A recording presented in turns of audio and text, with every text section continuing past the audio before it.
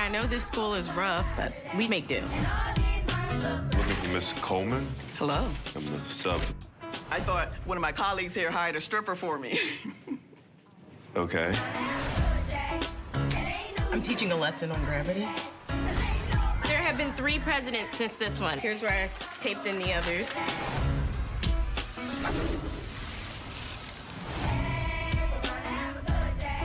Hello and welcome back to my channel.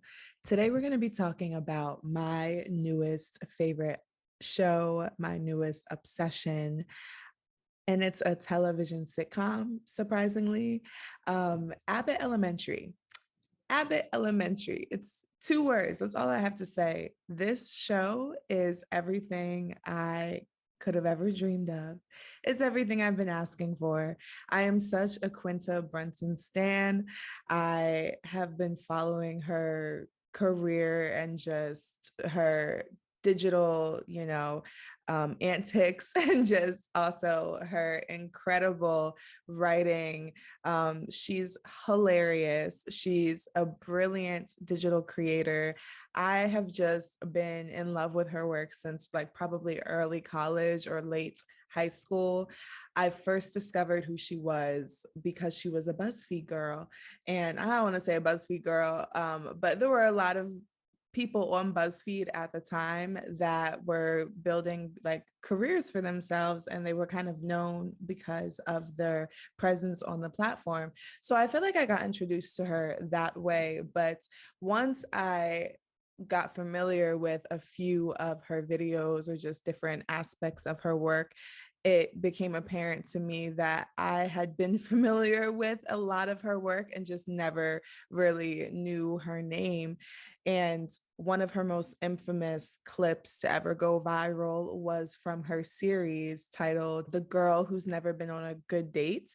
And if you've seen the clip, you've seen the clip. I'll put it in here. Can I get some Skittles, some dips, Reese's Pieces, pretzels, and a large popcorn? A large?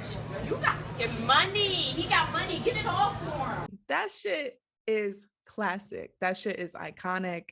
And I have been in love with her since. So I was really, really, really excited to see that she had created this show. It is just as brilliant as I would have expected. It's actually exceeding the high expectations I had already kind of had for it.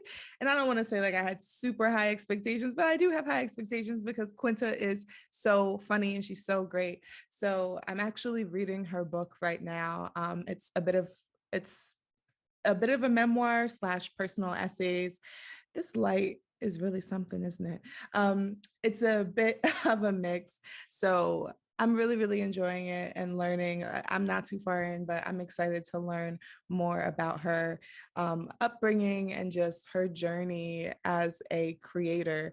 So this show is phenomenal, and we're gonna get into why, okay? So first I want to talk about the style and direction of the series. I have to admit I'm biased for sure because I am a sucker for a mockumentary. I am a sucker for a workplace anything. You could do a drama there, you could do a comedy there.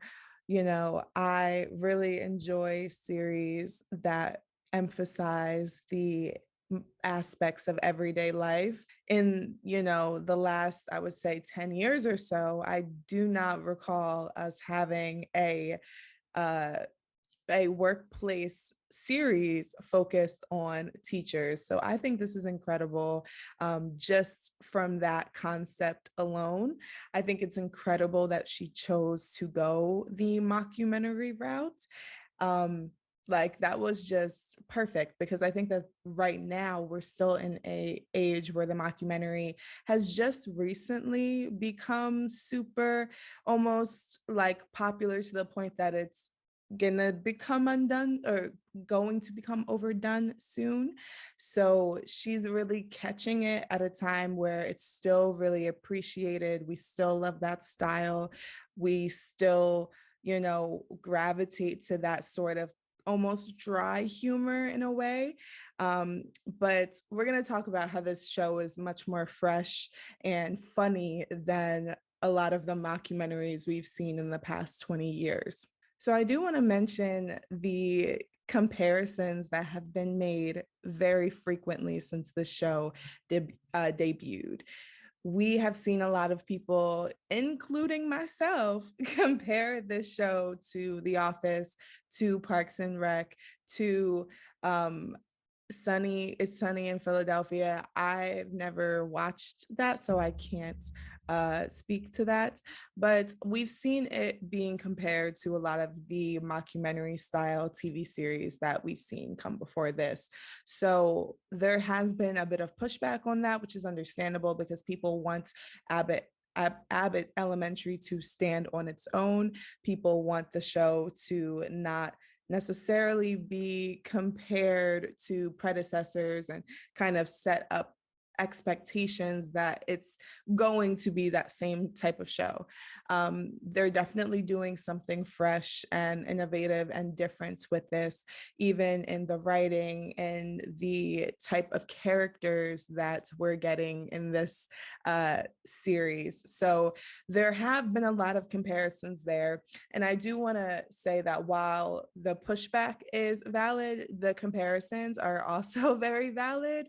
The Office in particular really popularized the mockumentary TV series style when it comes to like workplace sitcoms in the early 2000s. So Quinta and just many of the millennials and maybe older Gen Z, we've all kind of grown up on that type of that show, and a lot of people really enjoyed that. And it's also to talk about Parks and Rec, which is another show that I'm pretty sure the production and the writing and there was a lot of crossover between The Office and Parks and Rec when it came to behind the scenes.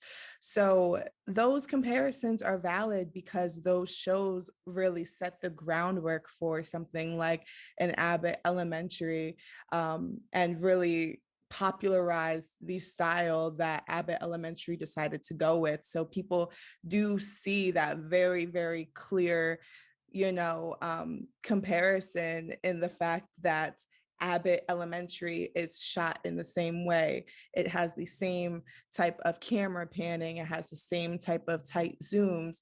It has the same sort of no laugh track.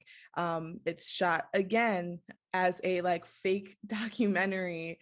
It's a workplace sitcom. So there are a lot of reasons why people would see one and then see the other and compare the two. A lot of people have, already talked a lot. I'm seeing the Jim and Pam versus the Janine and Gregory, comments. Everybody wants them to get together, and that's fair. Okay, we all love a little, romantic story. I'm rooting for them. I think they're so cute. I'm a Tyler James. I'm a stan. Okay, so I really want to see where this show goes, but I also do not want people to box them in to these same sort of storylines because we've seen that storyline before. So do we have to see it again? We don't have to. I wouldn't be mad at it. I really wouldn't be mad at it, but I would be interested to see if maybe that doesn't pan out the same way. So I do want to see, how they take this show in a different direction. So I want to talk about the writing on this show because, again, it's so fresh, it's so funny, it's so realistic. The dialogue feels so natural. It doesn't feel forced. The jokes don't feel like they're being ripped off of a Twitter timeline or out of a TikTok. Not only the writing, the casting is perfect. We're going to get into the characters, but the comedic timing along with the jokes, the dry humor, the non-jokes, the looks, okay, the awkward silences, the body language. They are acting their asses off. And this is a sitcom. Like, they are, I want the Emmy nominations. That's all I'm saying. Quinta is brilliant. She knew what she was doing. She absolutely knew what she was doing. She's giving us genuinely funny, non-offensive. Let's talk about that, because these other mockumentaries don't really know how to do that. Yes, they're satirical, so we're meant to be offensive sometimes, but they're not giving us the classic white, let's talk about how good this show is because it is a Black show. Because that is what has been missing from the mockumentary genre for a minute. The Office, the way that they handle race, like, I know it's satire, but damn. Parks and Rec too, what? I want the show to get everything. I want everybody on this show to get everything. This is written wonderfully. It feels good after I finish the episode. It's already a comfort show for me, okay?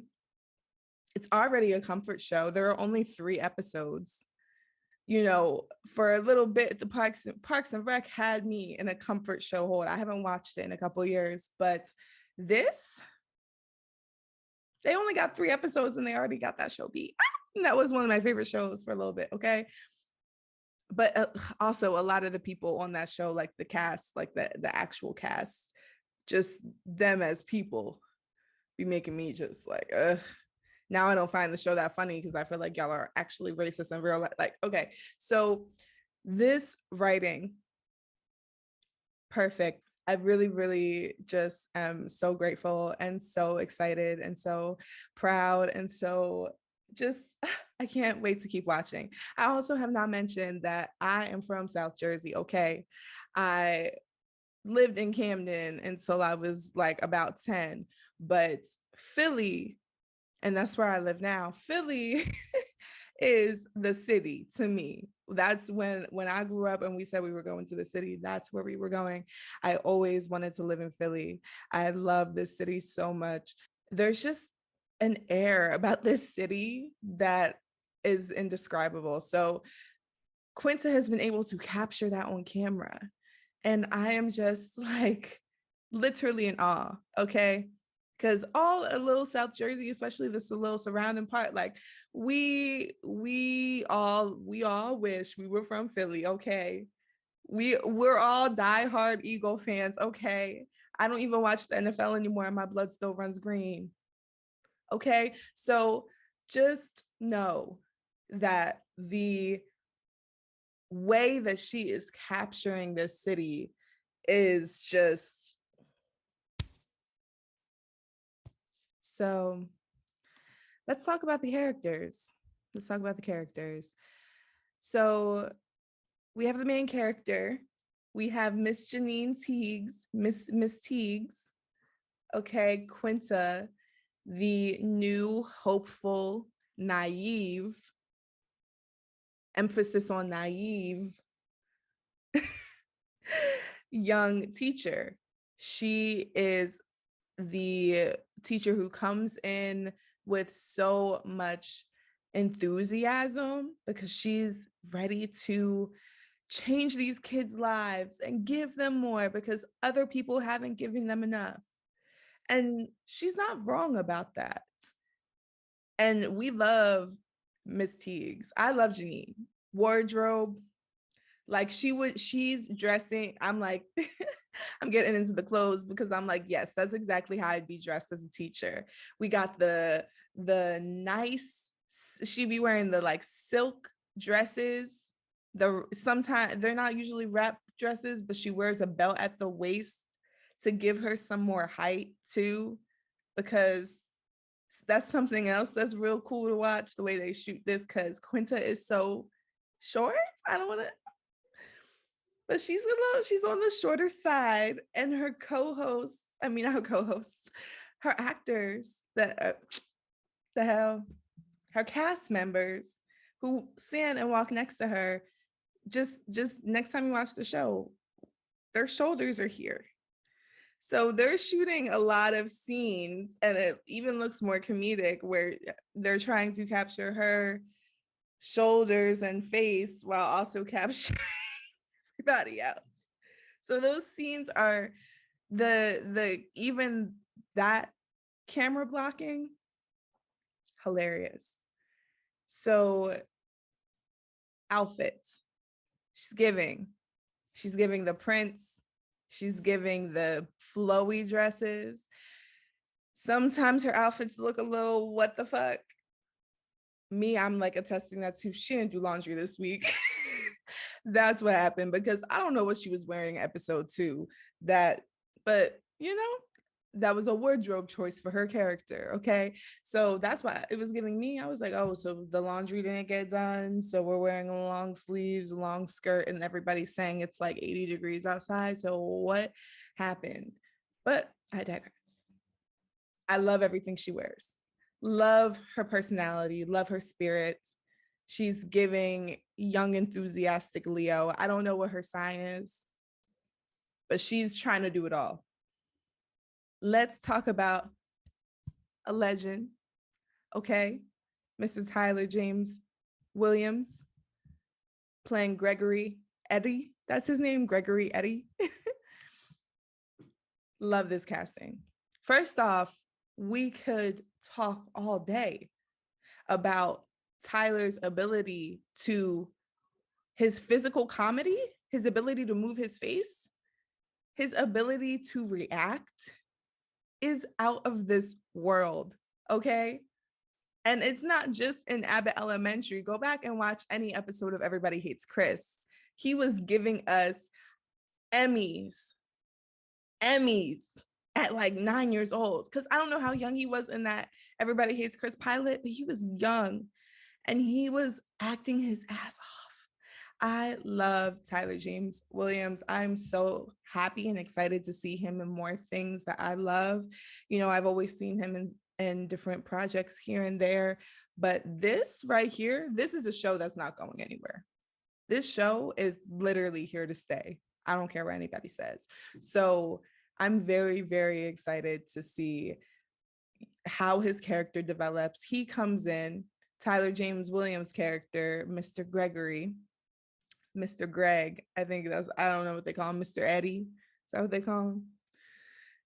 He comes in and he's talking about I'm taking this substitute job because I applied to be the principal. That's why I got my degree in, but I didn't get the job. Like he don't look like he know how to talk to kids.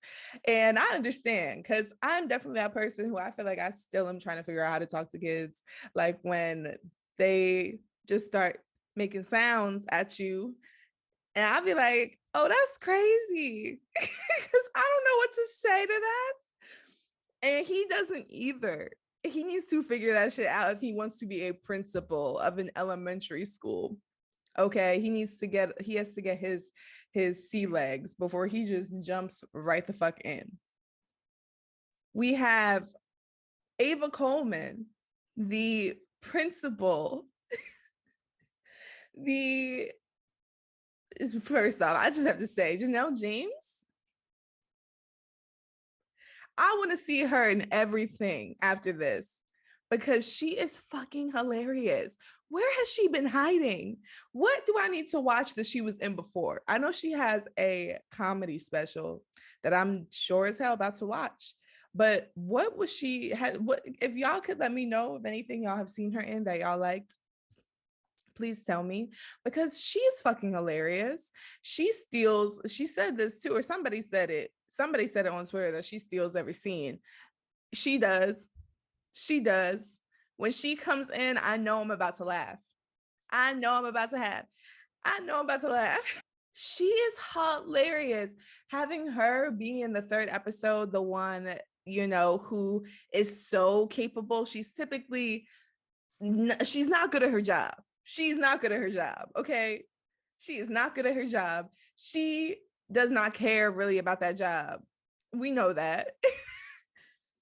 But to have her come around in episode 3 and be the most capable one, when it came to navigating the internet and making a TikTok and making it go viral. Oh, yeah, I can help you make your video. Really? Yes, this is what I do. Well, you're also a principal, so. Yeah, but this is my art. I write, I edit, I direct, I do the music, I lip sync. Because of me, when people say that their favorite director is that Ava lady, somebody else got to be like, which one? Well, maybe you can just give me a few tips, maybe help build upon what I already have. Let me see. What is this, an iPhone 9? It's like a Walkman. I don't know nothing about this. That's before my time. Brilliant. Also having Quinta be the one who didn't know how to make shit go viral. Brilliant. What? I am obsessed. I love the writing. Her comedic timing is out of this world. I love her voice. I just love everything about her. She feels so familiar.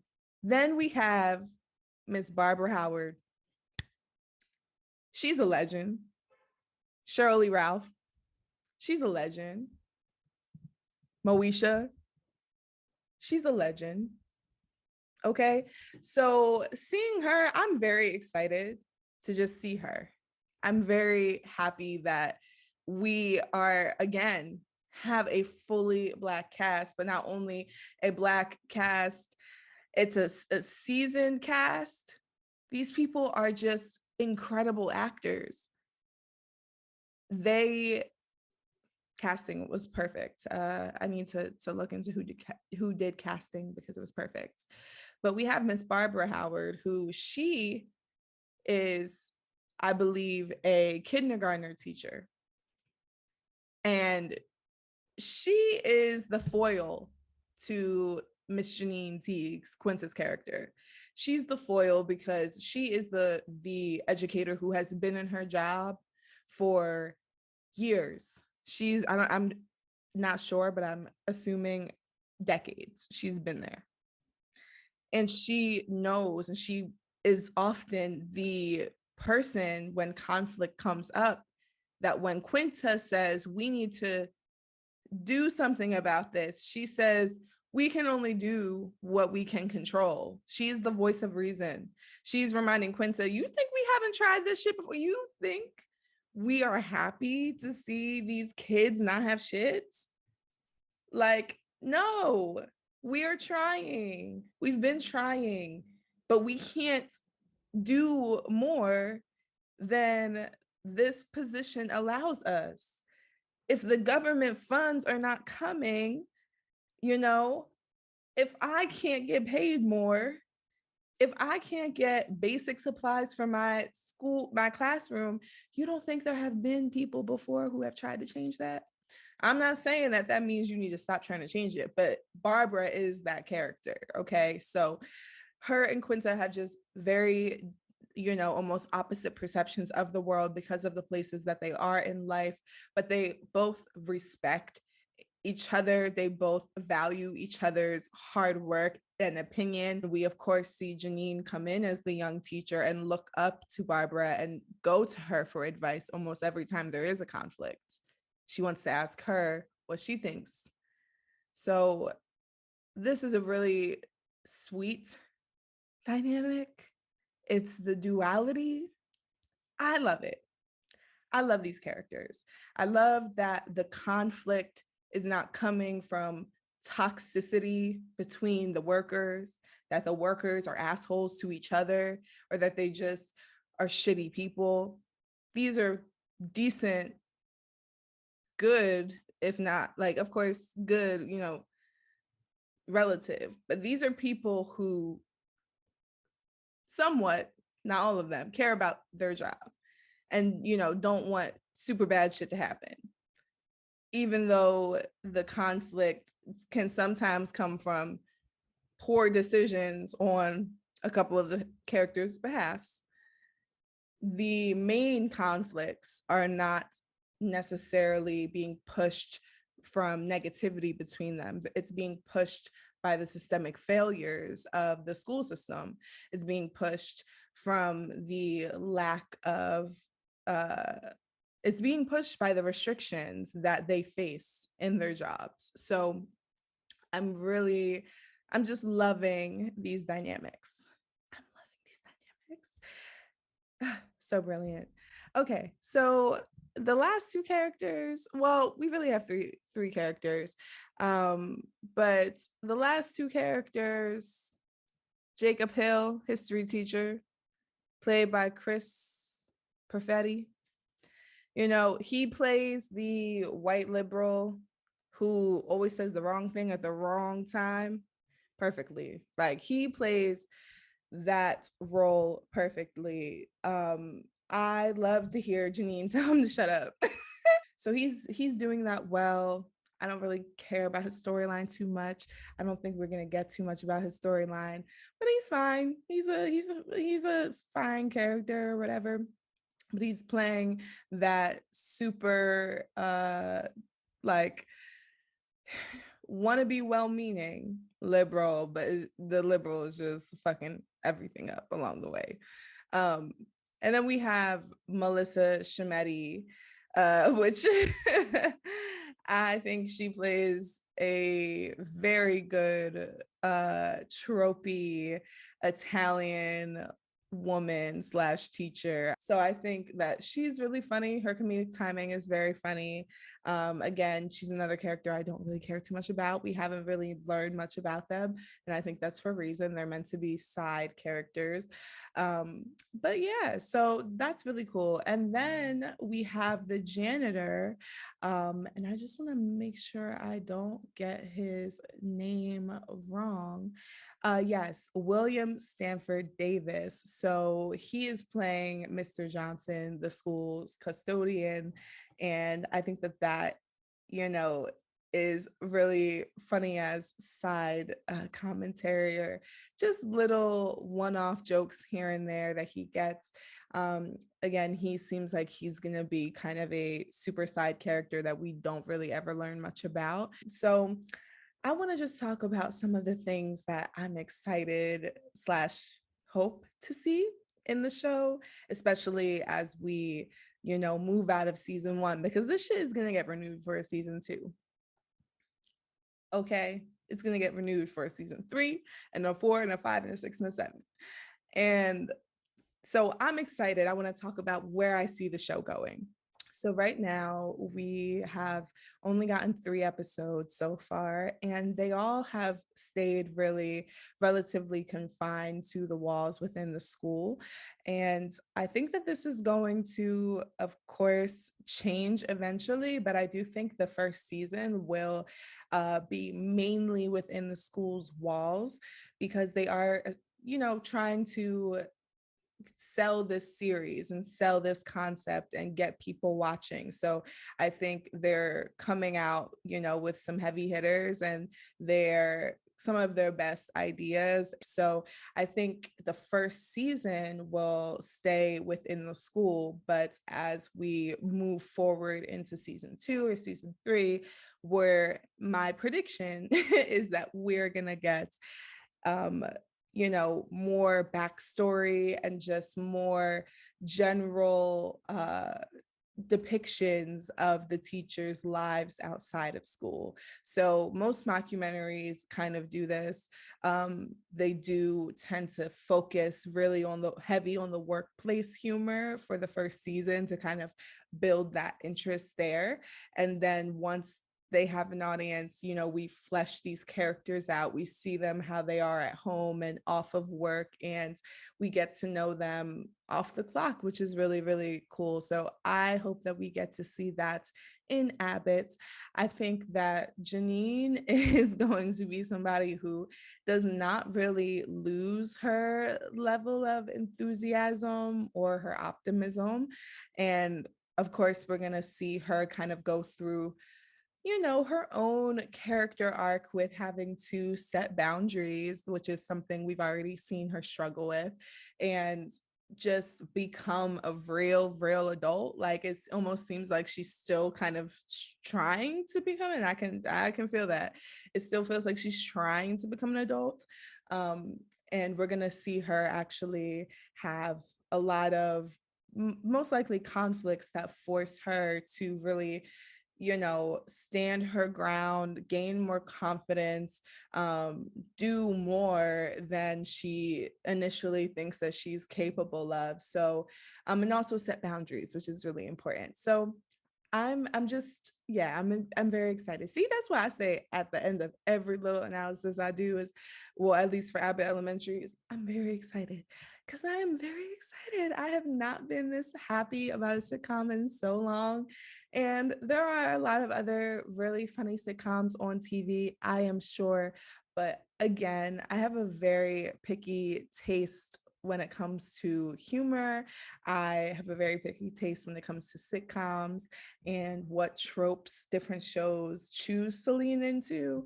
And I just really, really feel good about this. Like, I've really, really love everything about this show. So that's my review on Abbott Elementary. I love this show. I am encouraging every single person to go watch it.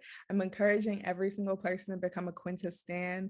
If you are not already, I really hope that it's not hope. I know it will get renewed for another season, but I just really, really hope that it gets the love and recognition that I feel like it deserves, because it is it's setting itself apart from other sitcoms on TV right now, and from other sitcoms really that have came out in like the last 10 years. So please go watch Abbott Elementary. Please tell me how you like it.